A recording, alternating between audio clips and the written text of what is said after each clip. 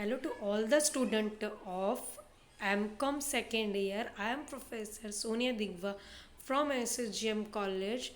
So on today we have taken a lecture on specialized auditing.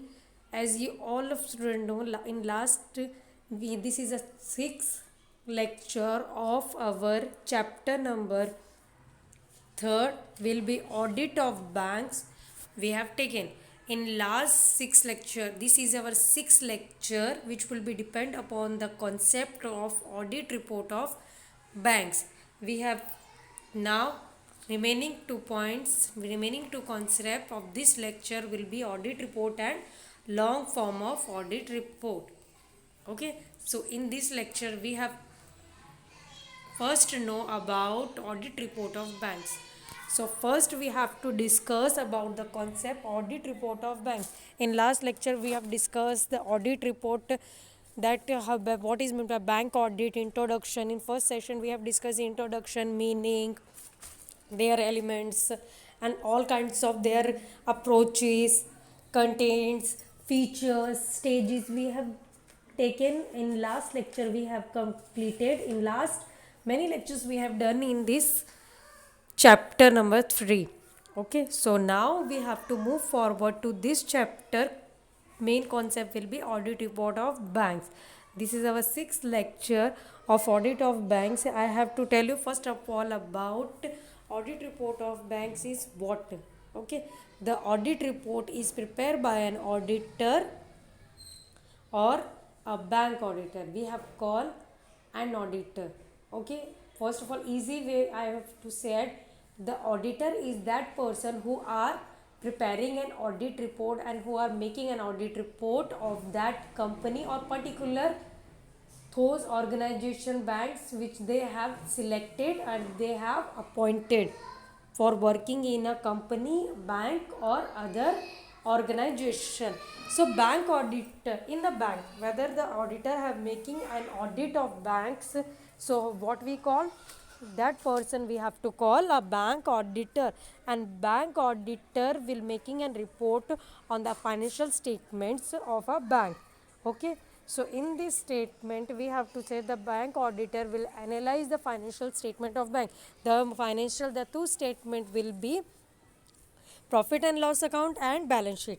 But in a bank, whether an auditor are making an audit of any type of organization, they have to focus on both kinds of aspect like profit and loss account and balance sheet also.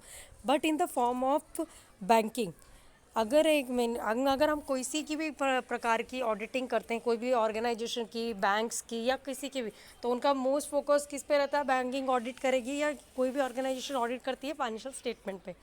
So organisation का focus दोनों systems पे रहेगा. They have more focus on the profit and loss account, तो they have required and balance sheet also. तो उनका focus दोनों पे रहेगा, पर उनका बैंक कंपनी का मोर फोकस किस पे रहता है? The profit and loss account पे. And in the banking system, जब हम बैंक के अंतर्गत बैंक की ऑडिट रिपोर्ट प्रिपेयर करते हैं, तो बैंकिंग के अंतर्गत जो भी ऑडिटर बैंक ऑडिट करता है तो उसका मेन फोकस पहले किस पे रहेगा? They have to require to prepare a first balance sheet and analyze the assets and liabilities of a bank which we have recovered, which we have analysis for the particular statements. Okay, so this concept, the auditor have making an audit report of bank. So how many stages, how many steps have they have to required, and what we have to compare as an audit of companies.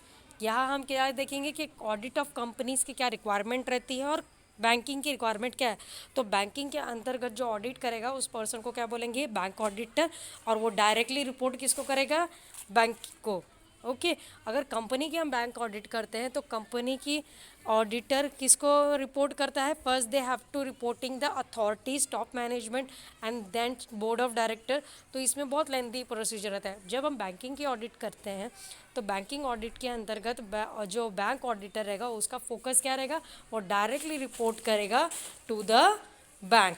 और जो content audit report के रहेंगे, जितने भी content जैसे title, address and paragraph, opinion, sign, scope, so ये जो contents audit report के रहते हैं, जो भी in case of different types of banks, तो हर बैंक का जो कंटेंट्स है, the contents of the audit report in the case of different types of bank are somewhat different. तो हर एक जो बैंक रहेगी, जैसे nationalize, there are many types of bank, nationalize, private sector banks and the regional banks who have to maintain, and cooperative bank also are making an audit. तो ये different types की जो बैंक्स हैं, तो इनके contents क्या है, इनके ऑडिट रिपोर्ट क्या रहेगी, डिफरेंट रहेगी। जिस टाइप की बैंक रहेगी, जैसे नेशनलाइज, उनका auditing system will be different होगा। सिस्टम सेम रहेगा बट उनके जो कंटेंट रहेंगे रिपोर्ट्स के, तो that will be the different from others bank. Okay, so the report of an nationalize bank, जो नेशनलाइज बैंक की रिपोर्ट रहेगी तो वो एकदमली सेफली प्रिपेयर होनी चाहिए।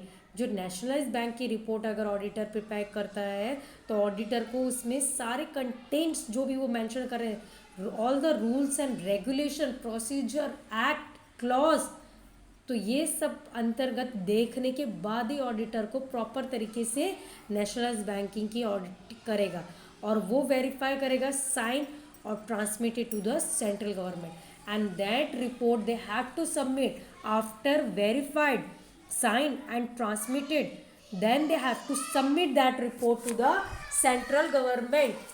The auditor has to forward a copy to the audit report to the concerned RBI.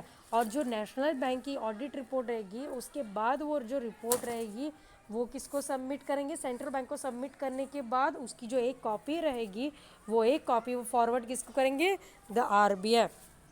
RBI means reserve bank of India. The bank have to concern and submitted that report. So in addition to matters, अगर और किसके act के through ये करेंगे, they have to submit an audit report as per the Banking or Companies Regulation Act.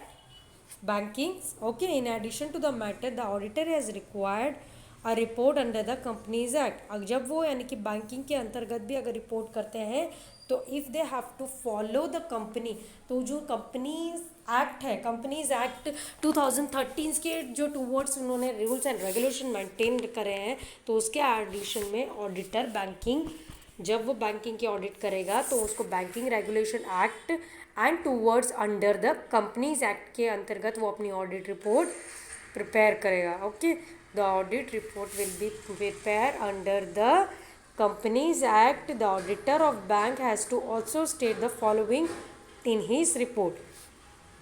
So the meaning of an bank audit. Bank audit की meaning क्या है? A bank audit is a routine procedure.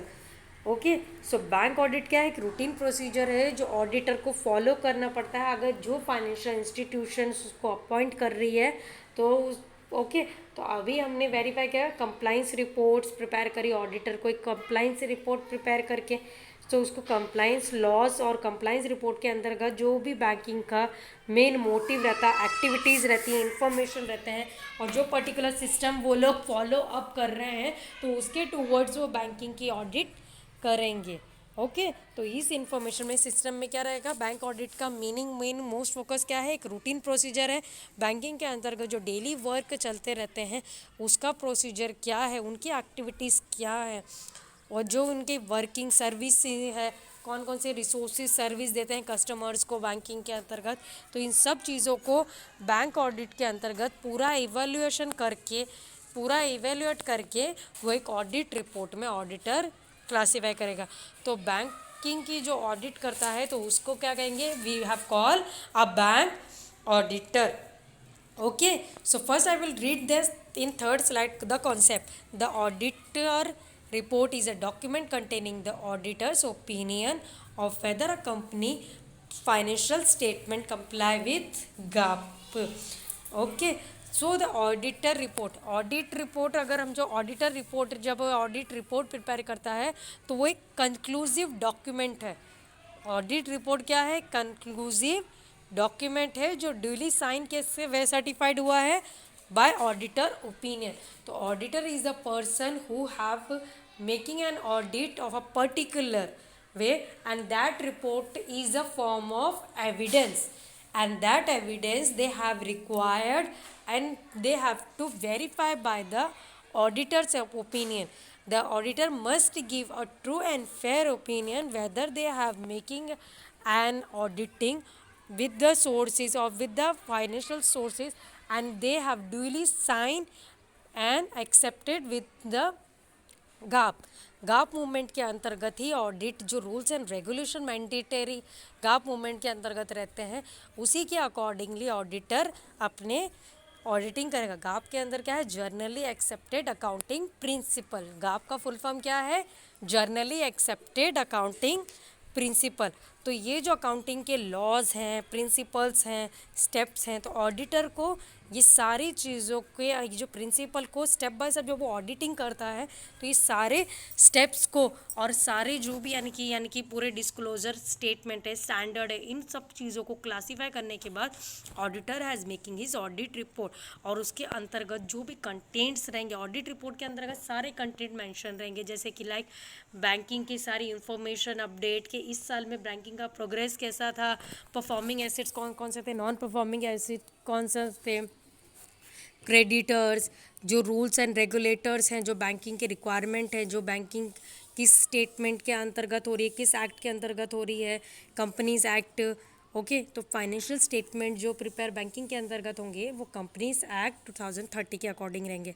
और bank audit 3 categories में divide है। तो bank audit को हम लोग 3 वेज में डिवाइड करते हैं। क्या कहेंगे, बैंकिंग ऑडिट को हम और क्या नाम देंगे, bank audit we have call ये 3 categories, broad categories in the sense हम क्या कहेंगे कि ये बैंक ऑडिट को क्या तीसरे नाम दे सकते हैं। Bank audit is also known as concurrent audit, internal audit, information system audit, statutory audit.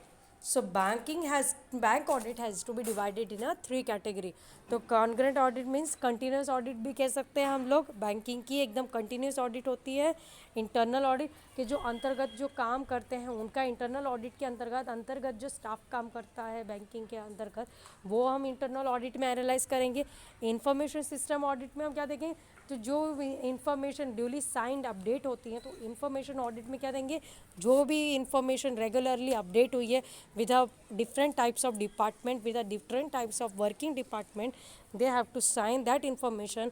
Audit के अंतर्गत वो सिस्टम में अपडेट होती रहती है डे टू डे। और statutory audit we have call in the statutory rules and regulation according, तो उसको एक statutory audit we have call up. Move forward to next slide. Next slide में बोला गया है कि बैंकिंग ऑडिट हम लोग किसके फॉर्म में प्रिपेयर कर रहे हैं, in the case of rules which have been regulated by the banking regulation act 2030। In the case of banking companies, जो हम यानी कि बैंकिंग कंपनीज रहती हैं हमारी की यानी कि बैंकिंग ऑडिट रहती हैं, तो उसके लिए हम जब ऑडिटर करेगा तो अपनी रिपोर्ट में वो कौन कौन से कंटेंट मेंशन करेगा, कौन कौन सी इंफॉर्मेशन मेंटेन करेगा और कौन कौन सी इंफॉर्मेशन रिक्वायर्ड है, तो ये हम इसमें देखेंगे। Okay, the auditor should include in his report the following requirement. तो ये जो फॉलोइंग स्टेप्स हैं कि ऑडिटर को क्या क्या, जब वो बैंकिंग के ऑडिट भी करेगा तो उसको कौन कौन से मैटर्स, कौन कौन सी चीज़ों पे फोकस करना है और कौन कौन सी इंफॉर्मेशन इंक्लूड करना है। So first, whether or not the information and explanation required by him, how he will include to be satisfactory. Okay, तो फर्स्ट है अगर उनको कोई ऑडिटर को इन्फॉर्मेशन, रेगुलेटरी इन्फॉर्मेशन नहीं मिल रही है जब वो ऑडिटिंग कर रहे हैं, तो सम काइंड ऑफ अगर इन्फॉर्मेशन उनके पास आई है या नहीं आई है और उसका एक्सप्लेनेशन उन्हें नहीं मिल पा रहा है, तो वो अपना जो सेटिस्फैक्ट, जो उनको सही उस सिचुएशन में लगेगा, दैट सेटिस्फैक्शन और that steps, so they have to include to satisfy the explanation of that report. If auditor will not satisfy with that information, so they have to be a conclusive certified explanation on that situation. तो उसको information को auditor को verify करना पड़ेगा explanation कि that हाँ इस situation में ये information available नहीं थी, then that we have to conclude in with our audit report with that source of information if it is available or not. And second will be whether or not the transaction of the company which have to notice have been with the power of company. Okay, company के अंतर्गत जब यानी कि अगर हम company act में भी जो भी ट्रांजेक्शन्स होते हैं बैंकिंग कंपनीज, जो अगर बैंकिंग कंपनीज के अंतर्गत हम देखें जो भी ट्रांजेक्शन हो रहे हैं नहीं हो रहे हैं कंपनी के अंतर्गत, तो उसका एक प्रॉपर नोटिस अगर वेरीफाई होगा और वो नोटिस कंपनी के पावर के अंडर ही लिया जाएगा, तो वो नोटिस किसके अंतर्गत लिया जाएगा, जो कंपनीज के पावर हैं कि ये ट्रांजेक्शन्स हो रहे हैं, this transaction will be check and verify, तो ये ऑडिटर को पूरा प्रॉपर वेरीफाई करना रहता है whether they have making an audit. और ये सारे पॉइंट्स और नोटिस रिपोर्ट जो नोटिस रहेंगे, तो ऑडिटर को इन सारे ट्रांजेक्शन्स के अगर हुए हैं नहीं हुए अपडेटेड, तो इनके जो नोटिस रहेंगे ऑडिटर को they have to mention in his audit report. Okay, the third will be whether the profit and loss account shows a true balance of profit or loss for the period covered by such account, any other matter which he, sorry, first of all I will read third, whether the profit and loss account shows a true balance of profit or loss for the period covered by such account। Okay, so whether जब auditor profit and loss account prepare करेगा, तो अगर उसके अंतर्गत क्या दोनों वो statement दोनों साइड्स को वेरीफाइड तो नील करेगा, तो ओके, और ऑडिटर उस चीज़ को प्रॉपरली चेक करेगा, वेरीफाई करेगा, तो अगर वो सही है, yes the no one can making, no staff ने कोई फ्रॉड मेकिंग नहीं करा, कोई एरियर नहीं करा, कोई एंट्री मिस स्टेटमेंट नहीं करा है, और फ्रॉड मेक नहीं करा है एंट्री में, कोई यानी कि अमाउंट में चेंज अप नहीं करा है, तो ये अगर ट्रूली बैलेंस वेरीफाई है प्रॉफिट एंड लॉस अकाउंट के, तो और उनका पीरियड सही है सिचुएशन में, तो ऑडिटर को ये सारी जो पीरियड ट्रू बैलेंस वेरीफाई कि हाँ प्रॉफिट और लॉस इंकर्ड हो रहा है, तो ऑडिटर को ये जो profit and loss properly correctly mention करना, that is the auditor responsibility कि हाँ इतना नफ़ा हुआ है कंपनी को या बैंक को, बैंकिंग कंपनी को नुकसान हुआ है, तो ऑडिटर को ये ट्रूली अपनी रिपोर्ट के अंदर मेंशन करना है। Okay, with a balance of true and fair view में उसको प्रॉफिट हुआ है कि लॉस हुआ है अपनी रिपोर्ट में मेंशन करना है, whether they verifying a financial statement like profit and loss account, and next any other matter which he considered to be brought to the notice of the shareholder of the company। Okay, अगर कोई भी matter company के related हो गया हो कि हाँ जो शेयर होल्डर को उन्हें कंसीडर करना है, जो इन्फॉर्मेशन अपडेट करनी जो ऑडिटर के पास है, तो उसको जो ऑडिटर जो शेयर होल्डर को if they have to any kinds of matter which they have to be broad, और वो नोटिस शेयर होल्डर के पास गया है जो कंपनी बैंकिंग कंपनीज़ का है, तो ये मैटर्स पे ऑडिटर को ये यानी कि जो नोटिस है वो शेयर होल्डर से लेगा, और उस शेयर होल्डर से वो notice they have to mention that on that other matters they have to mention in his audit report, and they have to duly verify that audit report, so they have to need to mention the other matters report in his audit report, that should be with the consideration of an shareholders। Okay, the last point will be whether or not the returns received from the branches of the company have been found adequate for the purpose of his audit। Okay, so अभी last step में हम लोग क्या देखेंगे कि auditor को ये सारे स्टेप जब बैंकिंग की ऑडिट करता है, तो ये सारे स्टेप्स इसको इंक्लूड करने हैं कि हाँ ये नोटिस उसे ऑडिटर को वेरीफाई करने हैं, रिटर्न्स अदर मैटर्स के नोटिस हुए हों जो शेयर होल्डर के पास हो, तो उसके बिहाफ में वो कंपनीज़ के यानी कि इफ़ दे हैव ट्रू, तो वो भी ऑडिटर को वेरीफाई, और रिटर्न्स अगर रिटर्न रिसीव जो अमाउंट बैंकिंग का रिटर्न रिसीव में क्या देखेंगे, प्रॉफिट रिसीव हुआ नहीं है, इफ सपोज जो रेट ऑफ अमाउंट में कंपनी और बैंकिंग कंपनी जो रेट ऑफ इंटरेस्ट कंपनी अपना प्रॉफिट अर्न करती है with the sources of return received, अगर वो प्रॉपरली नहीं हुए यानी कि ब्रांच को नहीं मिल पाए हैं, ब्रांच और कंपनी को नहीं मिल पाए हैं वो प्रॉफिट्स अर्न नहीं कर पाए हैं, और उनकी इंफॉर्मेशन अपडेट नहीं है, उनकी इन्फॉर्मेशन अपडेट नहीं है बैंकिंग के अंतर्गत, उनकी इन्फॉर्मेशन अपडेट नहीं है, तो वो इन्फॉर्मेशन ऑडिटर को फाइंड आउट करनी पड़ेगी, और अपनी इन्फॉर्मेशन और जो पर्पस है मेन ऑडिटिंग का उसके अंतर्गत वो स्टेप को मेंशन करना कि हाँ रिटर्न रिसीव इस अमाउंट में मेंशन, और अगर मिला है या नहीं भी मिला है, रिटर्न रिसीव हुआ है ब्रांच को या नहीं भी मिला है as per the companies act, और वो जो पर्पस है ऑडिटिंग का उसके अंतर्गत ही स्टेप्स में उसको मेंशन क्लियरली करना है। So this is the form of first कि इन केस हम जब बैंकिंग ही कर रहे हैं तो ये 5 ऑडिटर को ये स्टेप जो इन्फॉर्मेशन उसको फर्स्ट इन्फॉर्मेशन होनी चाहिए अबाउट देयर एक्सप्लेनेशन, कि हाँ वो जो एक्सप्लेनेशन देंगे वो कंक्लूसिव रहना चाहिए। सेकेंड, ट्रांजैक्शन रिकॉर्ड हुए हैं नहीं हुए वो कंपनी के अंतर्गत, पावर के अंतर्गत डिसाइड हुए हैं, किस तरीके से रिकॉर्डेड हुए हैं या नहीं भी हुए हैं, तो वो जो कंपनी की जिस तरीके से पावर रहेगी उसके अंतर्गत वो मेंशन रहेंगे। Third, profit and loss account में जो भी इफ प्रॉफिट का हम प्रिपेयर करते हैं कंपनी और बैंकिंग के अंतर्गत, अगर प्रॉफिट हुआ है या नफ़ा हुआ है, नुकसान हुआ है, तो ऑडिटर को ये ट्रू अपना ओपिनियन देना पड़ेगा ऑडिट रिपोर्ट में कि हाँ इस अकाउंट में प्रॉफिट एंड लॉस अकाउंट इतना परसेंटेज ऑन हुआ है and loss will be incurred in that. तो ये ऑडिटर को ट्रू एंड फेयर अपना ओपिनियन देना पड़ेगा whether the balancing and profit and loss of that company. और जो अदर मैटर्स हैं उनके जो नोटिस रहेंगे, जो शेयर होल्डर के पास रहेंगे, वो भी ऑडिटर को खुद के पास लेकर वो इन नोटिस को वेरीफाई करके ऑडिटर को अपनी रिपोर्ट में मेंशन करना है। और लास्ट, अगर कंपनी और जो ब्रांचेस हैं उनको इंटरेस्ट, बैंकिंग कंपनीज और ब्रांचेस हैं उनको इंटरेस्ट रिसीव हुआ है या नहीं हुआ है, वेदर दे रिसीव और not receive, that information they have to find, उनको चेक करके वेरीफाई करके अपनी ऑडिटिंग में मेंशन करनी पड़ेगी। ओके, सो फर्स्ट ये था कि जब यानी कि बैंकिंग कंपनीज अपनी ऑडिट करती है तो ये जो मैटर्स पे they have to discuss. And in case of nationalized bank, in case of nationalize banking का क्या है, ऑडिटर को वेरीफाई करने का नेशनलाइज बैंक की जैसे कौन से प्रकार की रहेगी, स्टेट बैंक ऑफ इंडिया और a subsidiary bank of India. If they making an auditing, if they making an auditing, तो they have to send it that his report to the central government. जो nationalise banking की audit report है तो वो directly किसके पास जाएगी, central government.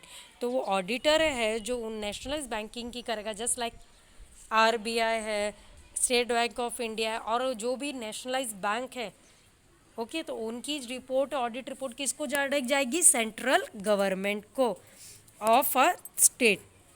Okay, तो auditor को अपनी जब ऑडिटर प्रिपेयर करेगा तो फर्स्ट स्टेप में इसमें क्या है, whether in his opinion the balance sheet is a full and fair balance sheet containing all the necessary particulars and is properly drawn up so as to exhibit a true and fair view of the affairs of the bank, and in case he had called for any explanation of information, whether it has been given and whether it is satisfactory।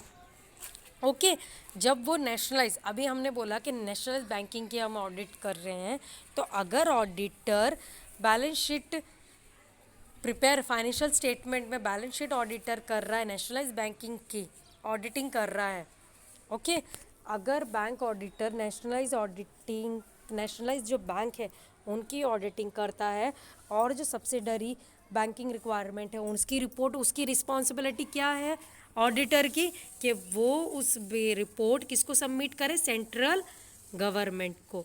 Okay, तो first step में ये क्या verify हुआ है, तो पहले auditor किस पे फोकस करेगा, अपना ओपिनियन, बैलेंस शीट जब वो प्रिपेयर करेगा, बैलेंस शीट जब वो प्रिपेयर करेगा of a particular nationalise bank और a nationalise many banks, nationalise bank और पब्लिक सेक्टर बैंक, जब वो इनकी ऑडिटिंग करेगा, इनकी ऑडिटिंग में बैलेंस शीट प्रिपेयर करेगा, तो उसमें सारे स्टेप्स जस्ट लाइक एसेट्स, लिएबिलिटीज जो भी रहेंगी वो उसको प्रॉपरली ड्रॉन करना है और अपना ट्रू एंड फेयर व्यू देना है कि दैट नेशनलाइज बैंक की लिएबिलिटीज़ कौन कौन सी है, कैपिटल कितना है, लोन्स कितने रिकवर्ड हुए हैं, और creditors, bank overdraft, nationalise banking के। तो ये स्टेप जो लिएबिलिटी साइड में कौन से आइटम्स आएंगे, एसिड साइड पे कौन से आइटम्स आएंगे, current acid, fix acid, cash, bank और बैंक बैलेंस। तो ये जो इन्फॉर्मेशन रहेगी तो ऑडिटर को अपना फुल्ली ऑडिटर को ये फुल्ली सेटिस्फाई करना है कि हाँ कि सारे जो भी कंटेंट हैं, इनके जो वैल्यूज़ हैं, इनके जो अमाउंट हैं, जो एसेट और लिएबिलिटी साइड पे प्रॉपरली ड्रॉन अप हैं क्या नहीं है, और ऑडिटर को अपना ट्रू एंड फेयर व्यू देना है इन अ बैलेंस शीट कि हाँ balance sheet properly drawn up है। Properly drawn up means asset और लिएबिलिटी साइड में प्रॉपरली आइटम्स ड्रॉन अप है, यानी कि प्रॉपरली मेंशन है, और एसेट साइड पे जो भी एंट्रीज है उनके अमाउंट वो ट्रू है, क्या उनकी वैल्यू करेक्ट है। तो ऑडिटर इनकी वैल्यू को चेक करेगा, वेरीफाई करेगा और अपना ट्रू एंड फेयर व्यू देगा in a matters of a nationalise bank in case if he called. अगर ऑडिटर जब ये रिपोर्ट अपनी पूरी की बैलेंस शीट को वेरीफाई करने के बाद जब वो अपनी रिपोर्ट मेंशन करेगा, अगर यानी कि सेंट्रल जब वो रिपोर्ट उनको सबमिट करेगा, सबमिट करने के बाद अगर सेंट्रल गवर्नमेंट उसकी एक्सप्लेनेशन ऑडिटर से मांगती है, तो ऑडिटर उसी इफिशेंसी से, जिस तरीके से उसे audit report true and fair view में अपनी ऑडिट रिपोर्ट और ये बैलेंस शीट प्रिपेयर करी है, उसी के तरीके से वो अपना एक्सप्लेनेशन भी एक्यूरेट रखेगा। एनी एक्सप्लेनेशन इफ रिक्वायर्ड, अगर वो उनसे सेंट्रल गवर्नमेंट उनसे एक्सप्लेनेशन मांगती है कि आपने ये किस तरीके से ऑडिटिंग रिपोर्ट करी है, ये जो स्टेटमेंट आपने मेंशन करे हैं, अमाउंट्स मेंशन करे हैं, करेक्ट है, वेरीफाई है, आपने प्रॉपरली चेक करा है, तो अगर वो यानी कि सेंट्रल गवर्नमेंट उनसे ये क्वेश्चनिंग करती है तो उनके पास एक्सप्लेनेशन होना चाहिए, इन्फॉर्मेशन टोटली अपडेट रहनी चाहिए, सेटिस्फाई होनी चाहिए on the situation whether he have to be given a information. So इसीलिए ऑडिटर को अपना ट्रू एंड फेयर व्यू देना पड़ेगा whether he was making an balance sheet of a particular bank और a nationalised bank. Okay, so first step में auditor को balance sheet जब prepare करेगा तो अपना ट्रू एंड फेयर व्यू देगा, और जो भी अमाउंट है particulars on that side properly और बैलेंस शीट को ड्रॉन करेगा, उसके अंतर्गत वो सारे आइटम मेंशन करेगा, आइटम्स के बाद उनके पूरा एक्यूरेट अमाउंट मेंशन करेगा, और उन अमाउंट्स की जब वो एंट्री करेगा और उनको जब वो वेरीफाई सर्टिफाइड करेगा, तो with in a true and fair of view of his explanation. Okay, so the second point will be whether or not the information or transaction of the transaction of bank which has to come to notice have been within the power of bank. Okay, अगर transaction जब वो अपनी verify करता है report, nationalise banking की भी जब वो रिपोर्ट करता है, जब उनको वेरीफाई आइटम्स को करता है नेशनलाइज बैंकिंग का भी, तो अगर ट्रांजैक्शन जो हुए हैं नहीं हुए हैं बैंकिंग के अंतर्गत, तो ऑडिटर को उसका जो नोटिस प्रॉपरली चेक करके कि हाँ ये इस सिचुएशन में ये ट्रांजैक्शन नहीं हो पाए, ये इतना इनका अमाउंट इतना था, तो इसका ये नोटिस जो है तो वो नोटिस उसको ऑडिटर निकालेगा, और with a power of bank, जो बैंकिंग की पावर है उसके अंतर्गत, रूल्स एंड रेगुलेशन के अंतर्गत ही ऑडिटर को they have to making an notice. Okay, so third point में हम लोग ये क्या डिस्कस करेंगे, in a third point we have to discuss whether और not the returns receive from the office all branches of the bank have been found and adequate for the purpose of receipt. Okay, just same procedure banking companies के अंतर्गत हमने ये दो steps देखे थे कि अगर इंफॉर्मेशन रिटर्न रिसीव नहीं हुआ है बैंकिंग को प्रॉपरली, जो इंटरेस्ट रिसीव नहीं हुआ है ऑफिस से और ऑल ब्रांचेस ऑफ बैंकिंग से जो यानी कि रिटर्न रिसीव नहीं हुआ है, यानी कि प्रॉफिट अर्न नहीं हुआ है बैंकिंग को, हुआ है कि नहीं हुआ है, तो इनकी जो बैंकिंग की एंट्रीज रहेगी प्रॉपरली और जो डाटा इंफॉर्मेशन रहेगा वो ऑडिटर को फाउंड करके चेक करने के बाद वो अपनी जो ऑडिटिंग है, वो उसकी जो ऑडिटिंग का मेन पर्पस है कि हाँ अपना auditor true and fair view दे, जो रिटर्न अमाउंट रिसीव कितना परसेंटेज में हुआ है बैंकिंग को, नेशनलाइज बैंकिंग को, इनका रेट ऑफ इंटरेस्ट कितना है और रिसीव कितना अमाउंट ऑफ इंटरेस्ट में हुआ है of a particular item, return receive जो आइटम है उनसे कितना, इन आइटम्स पे बैंकिंग ने कितना इंटरेस्ट रिसीव किया है, अर्न किया है, और रिटर्न रिसीव कितना हुआ है ब्रांचेस को, ऑल ब्रांचेस को, तो इनकी एंट्रीज ऑडिटर को, ये जो इनकी एंट्रीज हैं उनको वेरीफाई करके उनको प्रॉपरली चेक करके फाउंड करने देखने के बाद ऑडिटर अपनी ऑडिटिंग इनकी करने के बाद उसको प्रॉपरली एंट्री करेगा in his report. And the whether last point, the fourth point will be whether the profit and loss account shows a true balance profit और loss for the period covered by such account. Okay, जब हम profit okay हमने देखा कि auditor true and fair review देगा, जब अगर auditor banking का दूसरा यानी कि फाइनेंशियल स्टेटमेंट प्रिपेयर करता है प्रॉफिट एंड लॉस अकाउंट, तो प्रॉफिट एंड लॉस अकाउंट जब वो वेरीफाई करता है पर्टिकुलर आइटम, पर्टिकुलर दोनों साइड्स के आइटम्स को, डेबिट और credit profit and loss statements के अकाउंट में के अंतर्गत डेबिट और क्रेडिट में, कि उनकी प्रॉपरली अमाउंट ड्रॉन अप है, तो ये ऑडिटर देखेगा। और ये जो यानी कि प्रॉफिट एंड लॉस अकाउंट हमने प्रिपेयर किया है, तो ये प्रॉफिट इनकट कर रहा है कि लॉस इनकट कर रहा है, ये नेट प्रॉफिट है या नेट लॉस है, तो ये ऑडिटर को वेरीफाई करना रहेगा with a true and fair view. तो ये बैलेंस ट्रू है कि नहीं है, सही है कि नहीं है, प्रॉफिट इनकट कर रहा है कि लॉस इनकट कर रहा है, और जो यानी कि किस पीरियड में प्रॉफिट इनकर्ड किया है, अमाउंट कितने अमाउंट में प्रॉफिट इनकर्ड किया है, कितने अमाउंट में लॉस इनकर्ड किया है।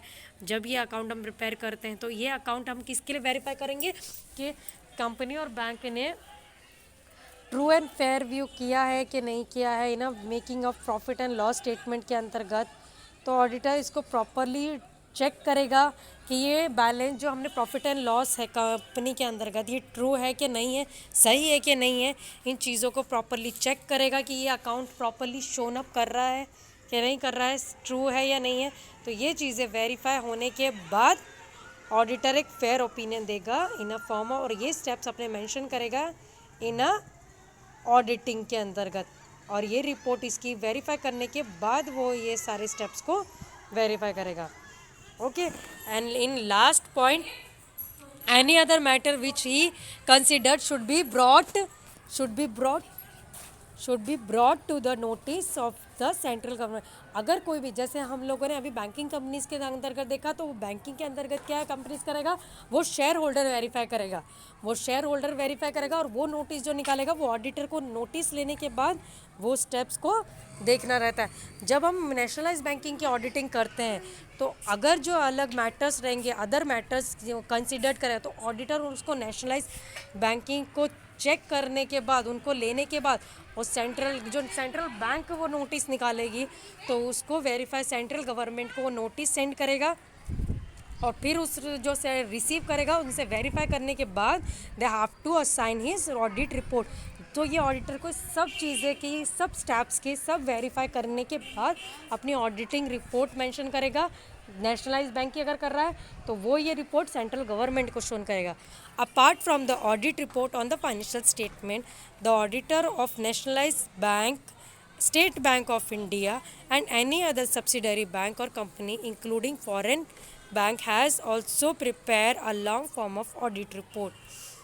ओके, जब हम ऑडिट रिपोर्ट कोई भी करते हैं, ऑडिट रिपोर्ट में हमें सबसे पहले ऑडिटिंग रिपोर्ट करने में सबसे क्या वेरीफाई करना रहता है, ऑडिट रिपोर्ट के अंतर्गत फाइनेंशियल स्टेटमेंट प्रिपेयर करने रहते हैं। फाइनेंशियल स्टेटमेंट में प्रॉफिट एंड लॉस अकाउंट और बैलेंस शीट दोनों आती हैं। तो नेशनलाइज बैंकिंग की भी जब हम ऑडिट करते हैं तो उसके अंतर्गत भी जो भी नेशनलाइज बैंक है, सब्सिडरी बैंक है, फॉरेन बैंक है, तो उन्हें क्या ऑडिट रिपोर्ट मेंशन करनी है, long form of audit report they have to prepare. तो वो अपनी बैंकिंग, ये जो नेशनलाइज बैंक है और ये सब सारी बैंकिंग कौन सी रिपोर्ट प्रिपेयर करती हैं, long form of audit report. Long form of audit report का शॉर्टकट नेम क्या है, LFAR, इसका फुल फॉर्म है long form of audit report. तो ये जब ऑडिट रिपोर्ट अपनी प्रिपेयर करते हैं, लॉन्ग फॉर्म ऑडिट रिपोर्ट के अंतर्गत सारे की किसने रेगुलेटरी क्या है, क्वेश्चन है। Long form of audit report के अंतर्गत सब क्वेश्चनरी रिपोर्ट्स रहेंगे, आंसर्स रहेंगे। तो इसी के वे में ऑडिट रिपोर्ट कर पाना नेशनलाइज बैंक के लिए बहुत रिक्वायरमेंट है, because long form of audit report में बहुत सारे स्टेप्स हैं जो ऑडिटर को फॉलोअप करने पड़ते हैं। बिकॉज नेशनलाइज बैंकिंग सिर्फ एक सेक्टर की बैंक को कैलकुलेट नहीं करती, पूरे nationalise banking is preparing all over the country's report. Because that's why auditor has need to prepare a long form of audit report. In this session we have to discuss about audit report of banks. Okay, in next session we have to discuss long form of audit report. Okay, what is the meaning of long form audit report? So now we have completed our lecture. In this session we have only discussed about that concept. In next session we have to discuss long form of audit report in a detailed way. So now we have to over this lecture. So thank you to all of you students.